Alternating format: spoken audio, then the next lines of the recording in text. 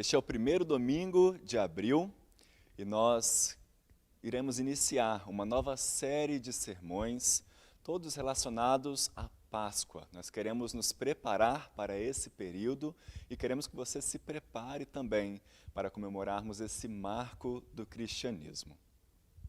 Hoje, segundo a tradição cristã, nós comemoramos e relembramos aquele que é conhecido como o Domingo de Ramos, o domingo que antecede a Páscoa, em que Jesus realizou a sua entrada triunfal em Jerusalém.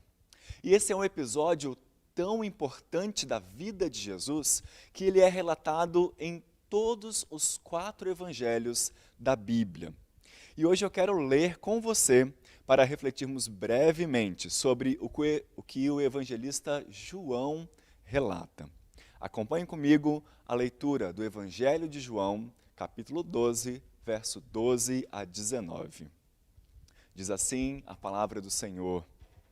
No dia seguinte, a numerosa multidão que viera à festa, tendo ouvido que Jesus estava de caminho para Jerusalém, tomou ramos de palmeiras e saiu ao seu encontro, clamando: Hosana, bendito o que vem em nome do Senhor e que é Rei de Israel.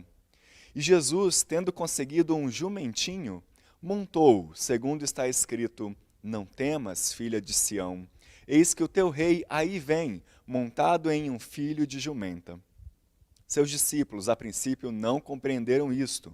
Quando, porém, Jesus foi glorificado, então eles se lembraram de que estas coisas estavam escritas a respeito dele e também de que isso lhe fizeram. Dava, pois, testemunho disso a multidão que estivera com ele quando chamara a Lázaro do túmulo e o levantara dentre os mortos. Por causa disto também, a multidão lhe saiu ao encontro, pois ouviu o que ele fizera este sinal. De sorte que os fariseus disseram entre si: Vede que nada aproveitais, eis aí vai o mundo após ele. A Páscoa era uma das festas mais tradicionais de Israel, se não a mais tradicional. Todos os anos, uma população numerosa ia a Jerusalém para comemorar a libertação do povo do Egito. Há historiadores que registram, inclusive, que nessa época em Jerusalém, cerca de 2 milhões de peregrinos estavam a caminho da cidade. Lembre-se que a Páscoa foi instituída primeiramente quando o povo saiu do Egito. A história é contada lá no livro do Êxodo. A Páscoa, portanto, é a lembrança de que Deus fez por seu povo ao libertá-lo do domínio de uma nação inimiga. Com isso, havia em cada festa, anualmente, uma grande expectativa de que Deus enviaria o Messias prometido para libertar os judeus, agora do domínio do Império Romano. E na época de Jesus, tudo nos indica que essa expectativa estava maior ainda, estava cada dia maior, por causa dos sinais que ele realizava. Nós já vimos aqui em nossa igreja sobre os sinais de Jesus no Evangelho de João. Aproveite durante essa semana e ouça essa série de sermões em nosso site ou no Spotify de nossa igreja. Nós vimos que Jesus transformou água em vinho, curou um paralítico, alimentou uma multidão, caminhou sobre as águas, curou um cego de nascença e ressuscitou a Lázaro. E todos esses sinais eram amplamente divulgados. Imagine então que começou um burburinho. Vejam, há uma pessoa entre nós que está realizando milagres que só Deus pode realizar. O Messias chegou. Tinha gente então que não tinha dúvidas. Jesus era o Messias, era o escolhido de Deus para libertar o povo judeu da dominação estrangeira, estabelecer o seu reino sobre todas as nações e então trazer a paz novamente àquele povo. Nada melhor então do que preparar uma recepção calorosa para esse Messias. E para isso, eles usaram ramos de palmeiras. Esse já era um costume muito antigo do povo judeu, usar ramos para enfeitar as ruas até o templo. Os registros extra-bíblicos nos contam que quando os macabeus, um grupo político ali de judeus, ajudaram a reconquistar o território do domínio grego, eles fizeram uma grande festa de dedicação do templo, que a partir dali aconteceria anualmente, e ramos de palmeiras deveriam enfeitar toda a cidade. Isso aconteceu 120 ou 140 anos antes de Cristo. Esses ramos, então, simbolizavam a vitória, simbolizavam uma nova vida que estava para acontecer sobre toda aquela comunidade. E essa também era a expectativa nos tempos de Jesus. Está vindo aí aquele que nos dará a vitória sobre o Império Romano. Mas notem no texto, meus irmãos, que eles não utilizaram apenas ramos de palmeiras. Eles também entoavam um cântico de vitória bem conhecido naquela época. O Salmo 118, que nós lemos no início do culto. Eles vieram ao encontro de Jesus e exclamavam: Hosana, bendito o que vem em nome do Senhor e que é Rei de Israel. Hosana é uma expressão hebraica de louvor presente no Salmo 118 e em outros salmos também. Aliás, é importante lembrar que o Salmo 118 faz parte de um conjunto de salmos que eram lidos e cantados nas festas judaicas, principalmente na Páscoa. Então imagine, assim como no Natal você já espera ouvir Noite Feliz, ou que na Páscoa a gente cante Porque Ele vive, posso crer no amanhã, cada peregrino que ia caminhando em direção a Jerusalém naquela época já estava se preparando para cantar Hosana, Hosana ao Rei. E quando um começa a cantar, o outro se alegrava e começava a cantar junto, e de repente você tinha uma multidão cantando aquele cântico de louvor, aclamando aquele que era o rei. Mas havia algo diferente em Jesus. Curiosamente, ele entrou em Jerusalém montado num jumentinho.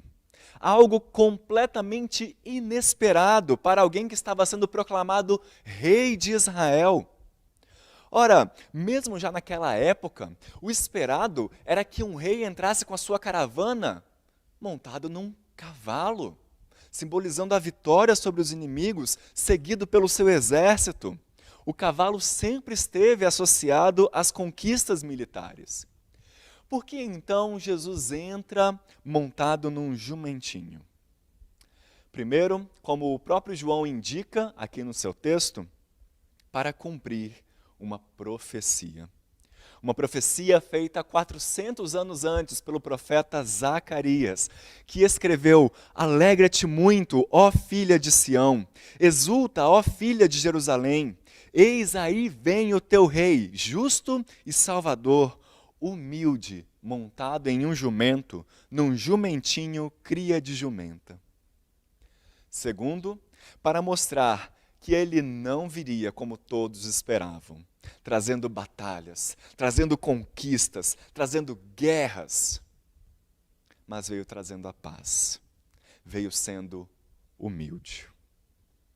E em terceiro, Jesus entra em Jerusalém montado num jumento, mostrando justamente que, embora tivesse as expectativas erradas acerca do que ele iria fazer, aquela multidão estava proclamando rei, a pessoa certa. No Antigo Testamento, os jumentos eram animais utilizados em procissões de reis.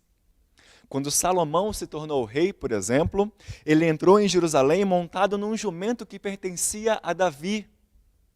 Além disso, ele tinha um supervisor real que cuidava somente da sua criação de jumentos.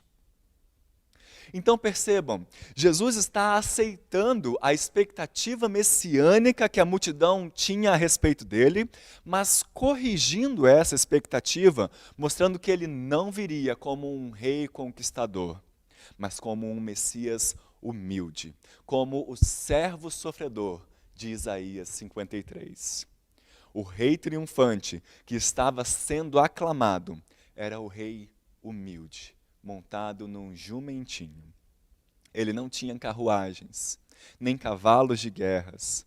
Ele não tinha espadas e arcos, mas ele traria paz a todas as nações. O seu presente para nós é o presente da vida, e não de uma conquista política e imperial. Não é à toa que essa aclamação pública de Jesus não iria durar. Alguns daqueles que estavam dizendo ali, bendito o que vem em nome do Senhor, dias depois diriam, crucifica-o. A entrada triunfal de Jesus em Jerusalém, prestes a cumprir o seu destino, sofrer nas mãos de seus inimigos e traidores, morrer na cruz e ressuscitar, nos ensina nesse dia pelo menos duas lições. A primeira é que Deus pode frustrar nossas expectativas. É isso mesmo que você ouviu. Deus pode frustrar nossas expectativas. Eu explico. Aquela multidão foi ao encontro de Jesus, achando que ele seria agora coroado rei para dominar sobre todos os povos da terra, para colocar o povo judeu numa posição de destaque, para livrar aquele povo do domínio do Império Romano. Mas não foi isso que ele fez. E quando perceberam que ele não faria isso, aqueles que o aclamaram foram aqueles que alguns dias depois gritavam a favor da sua crucificação. Da sua crucificação. Por isso, precisamos tomar muito cuidado, meus irmãos, para ajustar as nossas expectativas de acordo com a palavra de Deus. Quantas vezes nós agimos como aquela multidão? Nós vamos em direção a Deus, falando que Ele é que vai resolver todos os nossos problemas. Ele é que vai me deixar rico. Agora o meu negócio vai dar certo. Ele é aquele que vai tornar todos os meus sonhos realidade. Ele é aquele que vai me trazer um marido, uma esposa, um filho. Ele é aquele que nunca vai deixar que eu sofra. Afinal, você já parou para pensar o que é que fez você assistir esse culto? O que é que te fez procurar Deus? Por que é que você está aí me ouvindo? Quais são as suas motivações e as suas expectativas?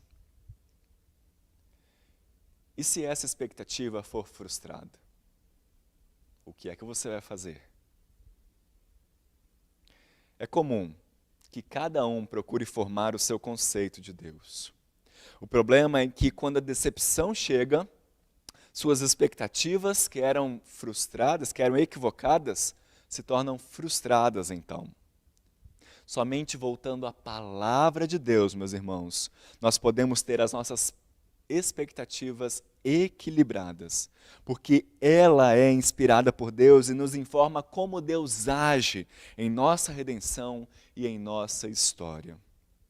Quando nós não conhecemos a Deus através das Escrituras, nós formamos uma caricatura dele em nossa mente e criamos expectativas em cima de coisas que ele sequer nos prometeu. Por isso, volte-se nesse dia para as Escrituras, para perceber como Deus age na história e assim tenha a sua expectativa equilibrada, plausível e objetiva, segundo aquilo que Deus nos revelou na sua palavra. Deus tem planos muito maiores do que os que nós podemos imaginar. Não tente, então, encaixar Deus nas suas expectativas, mas conforme-se aquilo que Ele revelou, através da Bíblia. E em segundo lugar, a entrada triunfal de Jesus aponta para uma realidade muito maior do que aquilo que estava acontecendo ali. Aponta para o governo de Jesus sobre todas as coisas. Se você frequenta a igreja desde pequeno, provavelmente já ouviu falar que Jesus cumpre os 3 ofícios que havia no Antigo Testamento: profeta, sacerdote e rei. Ele é profeta porque ensinava a palavra de Deus e confrontava os pecadores ao arrependimento. Ele é sacerdote porque é o nosso representante diante de Deus. E ele é rei porque governa sobre todas as coisas. Mesmo sem saber, aquela multidão estava aclamando Jesus e estava apontando para o fato de ele reinar e governar sobre todas as coisas. O próprio João fala isso no texto. Nem mesmo os seus discípulos conseguiram compreender exatamente o que estava acontecendo naquele momento. Veja aí o verso 16. Seus discípulos, a princípio, não compreenderam isto. Quando, porém, Jesus foi glorificado, ou seja, somente algum tempo depois, então eles se lembraram de que essas coisas estavam escritas a respeito dele e também de que isso lhe fizeram.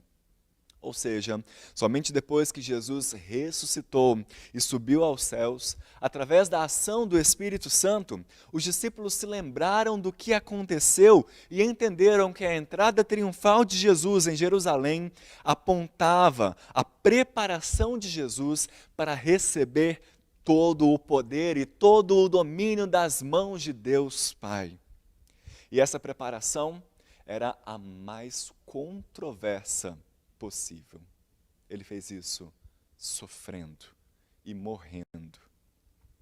Paulo, em Filipenses capítulo 2, versos 7 a 11, nos lembra que Cristo se esvaziou, assumindo a forma de servo, tornando-se em semelhança de homens, e reconhecido em figura humana, a si mesmo se humilhou, tornando-se obediente até a morte e morte de cruz. Pelo que também Deus o exaltou sobremaneira e lhe deu o nome que está acima de todo nome, para que ao nome de Jesus se dobre todo o joelho nos céus, na terra e debaixo da terra, e toda língua confesse que Jesus Cristo é Senhor, para a glória de Deus Pai. Paulo também vai enfatizar esse ofício real de Jesus aos Colossenses, ao escrever que Jesus Cristo é o Rei que cancelou o escrito de dívida que era contra nós, encravando-o na cruz, e despojou os principados e potestades, triunfando sobre eles na cruz. O próprio Jesus, ao ressuscitar e aparecer aos seus discípulos, diz o seguinte: toda autoridade me foi dada nos céus e na terra. Isso quer dizer que o nosso Jesus Cristo, meus irmãos, vivo e ressurreto, reina sobre todas as coisas e está no domínio de todas as coisas. Isso deve ser motivo de alegria e de consolo para todos nós que vivemos numa época de incerteza com relação ao futuro. Porque esse Rei conhece e experimentou cada um dos sofrimentos que o ser humano pode experimentar. Ele não foi um rei que viveu afastado, separado do seu povo lá nos palácios, mas desceu e entendeu os problemas da humanidade. É por isso que, como rei, ele pode ter misericórdia de nós. Ele conhece o que nós passamos, ele conhece o que você passa. O seu coração está aflito? Jesus também passou por isso. Incertezas com relação ao futuro? Jesus sabe o que é isso. Sentimento de abandono? Jesus foi abandonado na cruz. Você não sabe em quem você pode confiar? Jesus sabe o que é isso. Ele foi traído pelos seus amigos mais próximos. Medo da morte? Jesus conhece esse medo também. Porque ele não só teve medo, mas ele morreu de fato. Porém, meus irmãos, a nossa perspectiva e a nossa expectativa muda quando sabemos que esse rei, Jesus Cristo, não continuou morto. Ao terceiro dia, ele ressuscitou, apareceu a vários de seus discípulos e então subiu aos céus, onde está reinando. Por isso, não importa como nos sentimos, nós podemos nos achegar a esse rei pedindo perdão, pedindo misericórdia, e ele vai nos atender, porque ele conhece a dor que nós passamos. Ele não é um rei distante que olha lá do trono e não se preocupa conosco. Ele nos entende, ele nos sonda e ele nos quer. Saber que Jesus Cristo reina nos dá forças para orarmos, inclusive, porque nós o fazemos em nome de Jesus, o Rei de todo o mundo, aquele que governa sobre todas as coisas e tem o poder em suas mãos. Por isso, nesse dia, encontre forças em Jesus Cristo, o Rei dos Reis. Entregue a sua vida a Ele e ande em seus caminhos. O Domingo de Ramos, apesar de tudo o que estivermos passando, deve ser um momento de esperança e de grande expectativa, porque ele nos lembra não só que houve um momento em que Jesus entrou no jumentinho em Jerusalém, mas aquele momento aponta para uma realidade maior. Aquele momento aponta para uma realidade eterna e celestial, onde Jesus Cristo cumpre de maneira efetiva, de maneira plena, aquilo que está escrito no Salmo 24. Levantai, ó portas, as vossas cabeças. Levantai-vos, ó portais eternos, para que entre o Rei da Glória. Quem é o Rei da Glória? O Senhor Jesus Cristo, forte e poderoso. O Senhor Jesus Cristo, poderoso nas batalhas. Levantai, ó portas, as vossas cabeças, levantai-vos, ó portais eternos, para que entre o Rei da Glória. Quem é o Rei da Glória? O Senhor Jesus Cristo. Ele é o Rei da Glória. Que esse Senhor Jesus Cristo te abrace com a sua misericórdia e te abençoe. Amém.